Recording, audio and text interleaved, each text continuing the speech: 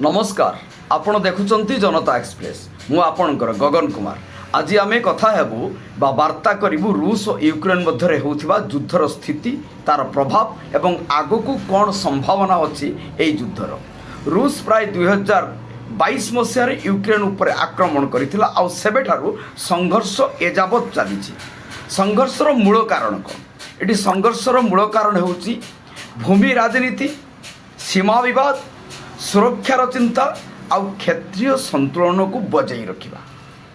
युद्ध जे केवल दुई देश को प्रभावित करिछि एठी ताहा नुहे, पूरा दुनियार ऊर्जा शक्ति आर्थिक रणनीति को यही युद्ध अस्तव्यस्त करिछि। एथिरे तिळे मात्र संदेहर अवकाश नहीं। ऊर्जा और गैस प्लांट उपर को आक्रमण रूस बहुत बार करिछि। रूस तार ड्रोन और मिसाइल आक्रमण प्रायतः यूक्रेन थिबा गैस आ ऊर्जा प्लांट उपरे करिछि। फलतः कौन होइछि? यूक्रेन रो बड़ बड़ सहर एबे संपूर्ण अंधकार हो जाइछि। आज्ञा आज से 300 रु अधिक ड्रोन एवं 37 मिसाइल रे रूस आक्रमण करिछि यूक्रेन उपरे। यूक्रेन रो कहवा अनुसार यूक्रेन जो दाबी करुछि जे उत्तर कोरियार सैनिक माने रूस को ए युद्ध रे सहाय्य करुछंती एवं युद्ध रे मध्य सीधा सड़क भावे सामिल अछंती।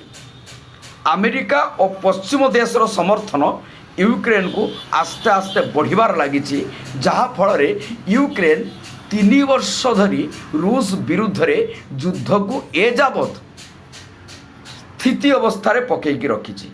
रूस और यूक्रेन युद्ध आज्ञा एक जटिल एवं संवेदनशील संघर्ष।